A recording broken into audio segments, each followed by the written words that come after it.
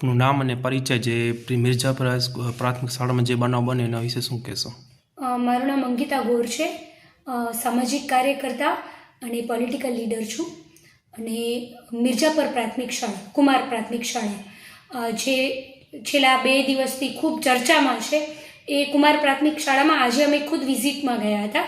અને મળતી માહિતી મુજબ કુમાર પ્રાથમિક શાળાની જે નવી બિલ્ડિંગ છે, જેનું બાંધકામ પૂર્ણ થઈ ગયું છે, એવું કોન્ટ્રાક્ટર દબાણ કરી રહ્યો હતો. અને કમ્પ્લીશન માટે મુખ્ય શિક્ષિકા બેન છે, એમને કમ્પ્લીશન માટે સિગ્નેચર માટે દબાણ કરવામાં આવી રહ્યું હતું. જ્યારે મુખ્ય શિક્ષિકા બેન ખુદ જ્યારે જિલ્લા શિક્ષણ અધિકારી શ્રીને મળવા ગયા અને એ જિલ્લા શિક્ષણ અધિકારી શ્રી ને સાથે લઈ અને ડીડીઓ પાસે ગયા અને ડીડીઓને જ્યારે મુલાકાત લીધી ત્યારે એમણે કહ્યું કે આ જે શાળાનું બાંધકામ છે એ ખૂબ નબળું છે, એની ગુણવત્તા ખૂબ નબળી છે. અગાઉ થોડા દિવસ પહેલાં એ ચેક પણ કરવામાં આવ્યું હતું કે એના ધાબા પર ખૂબ બધી તિરાડો છે.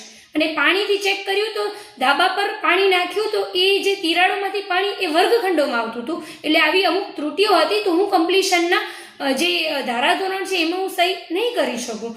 તો જે જિલ્લા વિકાસ અધિકારી છે, ડીડીઓ સાહેબ, એમણે જે મુખ્ય શિક્ષિકા બેન શ્રી છે એમને પોતાની ચેમ્બરમાં બોલાવ્યા, એમનું મોબાઈલ, પર્સ બધું બહાર મુકાવડાવ્યું. અને જે મુખ્ય શિક્ષિકા બેન છે એમની સાથે એમણે ખૂબ ગેરવર્તણૂક કરી એવી અમને માહિતી મળી રહી છે. ગેરવર્તણૂકમાં બેનને સૌથી પહેલાં એવું કહેવામાં આવ્યું કે તુમ ખડી રહો. એમને એવું કહેવામાં આવ્યું કે તુમારે લીએ તાજમહેલ બનવા દઉં.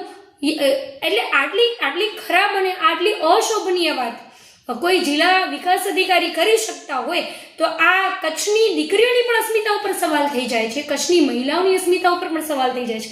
અમે કચ્છની એ 50% આબાદી છીએ કે જે વોટ આપીએ છીએ, જે સરકાર લાવીએ છીએ, અને અમારી મહિલાઓ સાથે જો કોઈ પણ અધિકારી આવીને આટલું અશોભનીય વર્તન કરે તો એ ક્યારેય નહીં ચલાવી લેવાય. જે કુમાર પ્રાથમિક શાળા છે મિર્જાપરની, એનું જે બાંધકામ છે એ નબળું છે.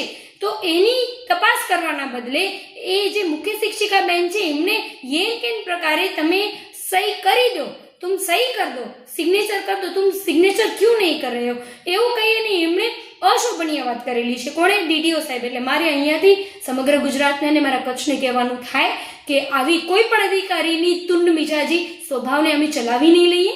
મહિલાઓ છીએ તો મહિલાઓ સાથે તમને વર્તતા પણ આવડવું પડશે.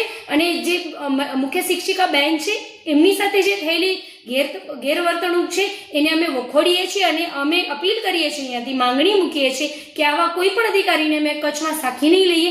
જલ્દીથી જલ્દી આ અધિકારી ડીડીઓ સાહેબ છે એમના ઉપર પગલાં લેવામાં આવે. શાળાની જે ગુણવત્તા છે, જે બાંધકામ થયેલું છે એની ચકાસણી કરવામાં આવે. કમ્પ્લીશન આપવામાં કોઈ ઉતાવળ કરવામાં ના આવે. જ્યાં સુધી બાળકો છે, બાળકોના ભવિષ્યનો સવાલ છે, બાળકો જ્યાં બેસવાના છે, એ શાળા જો જર્જરિત બનાવવામાં આવી હોય તો એવી કોઈ પણ શાળામાં અમારા બાળકો ભણશે નહીં. કચ્છના બાળકોને અમે ક્યાંય અહીંયા મિર્જાપરમાં પણ અત્યારે બાળકોને અમે ત્યાં ભણવા નથી મોકલવાના. એટલે મારી કલેક્ટર સાહેબને અપીલ છે કે જલ્દીથી જલ્દી આવા જે ડીડીઓ છે અને આવા ડીડીઓ જેવા અન્ય પણ જેટલા અધિકારીઓ આપણી સામે આવી છે, મહિલાઓ સાથે ગેરવર્તણૂક કરે છે, એમને અમારા કચ્છમાં અમે જરાય સાથી લેવાના નથી.